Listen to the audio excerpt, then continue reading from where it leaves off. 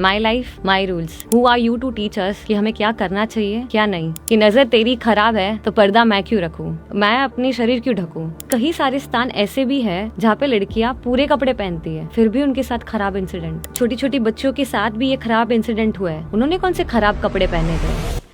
एक समय की बात है जब मैं मेरे फ्रेंड्स के साथ किसी की बर्थडे पार्टी में जा रही थी, तो we all were deciding, generally हम लड़कियां कभी भी बाहर जाती तो डिसाइड करते कि भाई तू क्या पहन रही है, तू क्या पहन रही है। तो उस मोमेंट पे मेरी 3-4 फ्रेंड्स ने बोला कि कोई 1 पीस पहन रहा है, कोई शॉर्ट्स पहन रहा है, कोई स्लीवलेस टॉप पहन रहा है। उस मोमेंट में मुझे भी ऐसे था कि भाई मुझे भी कुछ ना कुछ तो पहनना है, सब इतने अच्छे लगेंगे तो मैं फीकी ना लगूं। तो मैंने भी सोचा कि मुझे भी कुछ तो अच्छा सा पहनना है। मैं मेरे फ्रेंड के घर पे गई एंड सबको इतना अच्छा रेडी होते हुए देख के आई टू डिसाइडेड कि मुझे भी शॉर्ट्स पहनना है। तो मैंने शॉर्ट्स पहना, ऊपर स्लीवलेस टॉप पहना एंड हम बर्थडे पार्टी के लिए रवाना हो गए। सिग्नल आया, वहाँ पे हम 3 फ्रेंड्स ऑटो में बैठे थे। तो जहाँ पे मैं बैठी थी वो कॉर्नर वाली सीट थी। मेरे ठीक बाजू में एक बाइक पे लड़का खड़ा था, बाइक लेके खड़ा था। सिग्नल आया था इसलिए ऑटो रुक गया था। मेरे एग्जैक्ट बाजू में वो बाइक वाला लड़का था। हम सब लड़कियां नॉर्मली बातें ही कर रहे थे। उस बाइक वाले लड़के ने एक बार हमें देखा, आगे नॉर्मल हो गया, फिर उसने वापस देखा and he was continuously steering. हम लड़कियां हैं तो हमारे अंदर वो गट फीलिंग आ जाती है कि कोई हमें देख रहा है। स्पेशली जब कोई हमें गंदी नजर से देखता है ना, तब ज्यादा गट फीलिंग आती है। हम तीनों को तो अंदर से हाय खाय लगने लग गया कि कौन है भाई, कौन हमें इतनी गंदी नजर से देख रहा है। और उस मोमेंट में हमें रियलाइज हुआ कि हम क्या इतने चीप है। इतने इजीली अवेलेबल है कि रास्ते में हर कोई व्यक्ति हमें देख के चला जाए। इतनी गंदी दृष्टि से उसने हमें देखा, सिर्फ देखा ही नहीं, जैसे सिग्नल पास हुआ ऑटो वाला रवाना हुआ, उसने हमें फॉलो किया एंड तक, यानी टिल रेस्टोरेंट तक उसने फॉलो किया। हम सिर्फ 3 लड़कियां थी। उतर कर तीनों ने सबसे पहले यही डिसीजन लिया कि हमने क्या किया, हमने खुद को इतना इजीली अवेलेबल कर दिया रास्ते में चलते हर एक आदमी के लिए। So that was a thoughtful moment for all of us and we realised कि क्यों हमने हमारी बॉडी को रिवील किया एंड क्यों किसी को चांस भी दिया हमें गंदी नज़र से देखने के लिए। ये घटना आज से एग्जैक्ट 7 years बिफोर की थी, जहाँ पे हमारे दिमाग में सिर्फ एक ही चीज़ थी, my life my rules, who are you to teach us कि हमें क्या करना चाहिए क्या नहीं। तब हमारे मन में भी यही था कि नज़र तेरी खराब है तो पर्दा मैं क्यों रखूं। सिंपल था भाई कि अगर तेरी नजर खराब है तो तू आंखें बंद कर, मैं अपनी शरीर क्यों ढकूं। माना कि दुनिया में सबकी नजरें खराब नहीं होती है, अच्छे लोग भी होते हैं, बट व्हाट इफ जिनकी नजरें खराब है, जब मैं रास्ते पे चलूं मुझे कैसे पता चलेगा कि कौन मुझे अच्छी नजर से देख रहा है, कौन मुझे खराब नजरे से देख रहा है।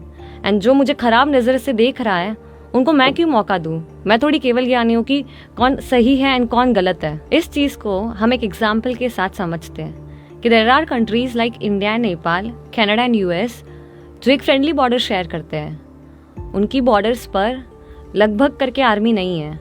Why? Because there is no risk of terrorism. वहाँ पे टेररिज्म है ही नहीं या फिर नहीं के बराबर है। Where is India and Pakistan का बॉर्डर, वहाँ पे सैकड़ों की संख्या में भारतीय सेना तैनात की गई है। Why? Because of risk of terrorism. वहाँ पे जाके अगर आर्मी खड़ी रह के हमें बोले कि भाई मैं क्यों बॉर्डर पे गन लेके खड़ा रहूं, मैं क्यों अपनी लाइफ को रिस्क में रखूं, सुधरना है तो टेररिस्ट को बोलो वो सुधर जाए, मैं क्यों खड़ा रहूं। तब हम क्या बोलेंगे? This sounds so logicless and so impractical कि टेररिस्ट को सुधारना, हाउ इज दैट पॉसिबल। हाँ, जिस मोमेंट पे सारे टेररिस्ट अगर सुधर जाए तो वहाँ पे भले ही सेना ना हो, लेकिन जब तक टेररिस्ट सुधरते नहीं है तब तक तो हमें सिक्योरिटी की जरूरत है। बिकॉज देयर इज रिस्क, यानी जहाँ पे रिस्क है वहाँ पे security and protection is first and foremost priority. मान लो कि जब हम घर से बाहर जाते हैं तब हम इंश्योर करते हैं कि भाई लॉक आया कि नहीं आया, 2-3 टाइम्स चेक भी करते हैं, बिकॉज देयर इज रिस्क कि चोरी हो सकती है। एंड उस मोमेंट में हम ऐसे सोचे कि चोर को सुधरना चाहिए, मैं क्यों अपना घर लॉक देख के जाऊँ। एंड वहाँ पे अगर चोरी हो जाए, चोरी होने पे हम पुलिस को बुलाएंगे एंड पुलिस को सेम स्टेटमेंट दे कि मैं क्यों घर लॉक देख के जाऊँ, चोर को सुधरना चाहिए, इसमें मेरी क्या गलती है। तो पुलिस आके पहले हमें 2 मारेगी कि जब पता है कि घर पे इतना सब कीमती सामान पड़ा है तो इट इज योर रिस्पॉन्सिबिलिटी कि रिस्क फैक्टर अकर ना हो तो आप लॉक देख के जाइए। कई सालों से हमारे घर पे काम वाली आ रही है, एंड शायद हमें उस काम वाली पे भरोसा भी है। फिर भी जिस मोमेंट पे वो काम करने घर पे आती है, हम मेक श्योर करते हैं कि हमारी सारी एक्सपेंसिव चीज़ें कबर्ड में लॉक तो है। उस मोमेंट पे हम ये नहीं सोचते हैं कि काम वाली को सुधरना चाहिए, मैं क्यों अपनी सारी कीमती चीज़ें कबर्ड में रखूँ। उल्टा हम उसे किसी भी प्रकार का मौका ही नहीं देना चाहते हैं। वाई? बिकॉज वो हम हैं जिसको उसके बाद में, यानी चोरी के बाद में जो भी नुकसान होगा वो बेयर करना होगा। So whole and sole conclusion ये है कि जहाँ पे रिस्क है वहाँ पे प्रोटेक्शन इज मस्ट। जो चीज़ें जितनी एक्सपेंसिव है, अनमोल है, वहाँ पे प्रोटेक्शन इज मस्ट। जहाँ पे नुकसान होने की संभावना ज़्यादा है वहाँ पे प्रोटेक्शन इज मस्ट। इसीलिए जब हम घर से बाहर निकले तो हमें हमारी ड्रेसिंग सेंस ऐसी बनानी चाहिए कि कोई खराब दृष्टि वाला हमें ना देखे। हमें हमारा शील बहुत प्यारा है, बहुत अनमोल है। We are not suppose to be available for anybody so easily. जब मुझे ये सब चीज़ें एक्सप्लेन की जाती थी कि भाई छोटे कपड़े मत पहन, अपनी ड्रेसिंग सेंस मर्यादा में रख, तब मुझे ऐसे क्वेश्चंस उठते थे कि कई सारे स्थान ऐसे भी है जहाँ पे लड़कियाँ पूरे कपड़े पहनती है, फिर भी उनके साथ खराब इंसिडेंट। कई छोटी छोटी बच्चियों के साथ भी ये खराब इंसिडेंट हुआ है। उन्होंने कौन से खराब कपड़े पहने थे, ये देखा हमने इंटरवल के बाद की स्टोरी। इंटरवल के पहले हु नोस कि वो जो अपराधी है एक रात पहले क्या देख के आया था।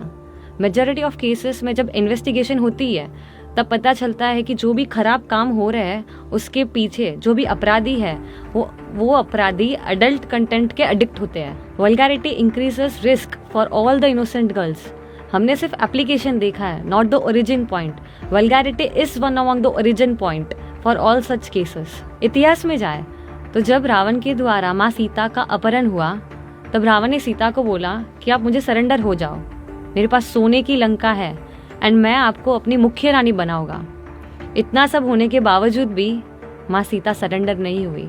भले ही उसके पीछे करोड़ों की जान क्यों ना गई हो, करोड़ों कत्लेआम क्यों ना हुए हो, बट माँ सीता सरेंडर नहीं हुई। एंड तब जब माँ सीता को पूछने में आया कि आप अकेले अगर सरेंडर हो जाते तो इतना सारा कत्लेआम नहीं होता, इतनी बड़ी रामायण ही नहीं रचती, तो माँ सीता ने जवाब दिया कि अगर आज मैं सरेंडर हो जाऊं तो भविष्य में ऐसी करोड़ों लड़कियों को आलम्बन मिल जाएगा कि जब माँ सीता सरेंडर हो सकती है तो हम क्यों नहीं। तो इससे पता चलता है कि हमारी लाइफ में शील कितना इम्पोर्टेंट है। अगर हम एक 10th फ्लोर की बिल्डिंग में ट्रैप्ड हो जाए एंड कोई आके हमें बोले कि तू सरेंडर हो जा, एंड हमारे पास ऑप्शन है कूदने का भी, तो हम क्या चूज करेंगे कि भाई कूद जाते हैं, बट किसी को भी सरेंडर होना it's not easy for us. हम कूदना प्रिफर कर लेंगे इंस्टेड ऑफ उसको सरेंडर होना। यानी हमने यहाँ पे क्या किया, हमारी शील को प्रायोरिटाइज किया ओवर आर प्राण ऑल्सो। दिस अगेन कंक्लूड्स कि शील कितना इंपॉर्टेंट है। तो यदि छोटे कपड़े, टाइट कपड़े, अभद्र कपड़े या फिर ऐसे कपड़े पहने जिसके कारण किसी को मुझ पे विकार आए, या फिर मेरे कारण किसी मासूम, किसी निर्दोष लड़की का शील रिस्क पर हो, ये पहनना चाहिए, या फिर मर्यादित कपड़े जिससे मेरा एंड बहुत सारी मासूम लड़कियों का शील सुरक्षित रहे, ये कपड़े पहनने चाहिए। Choice is ours. जय जिनशासन, जय महावीर।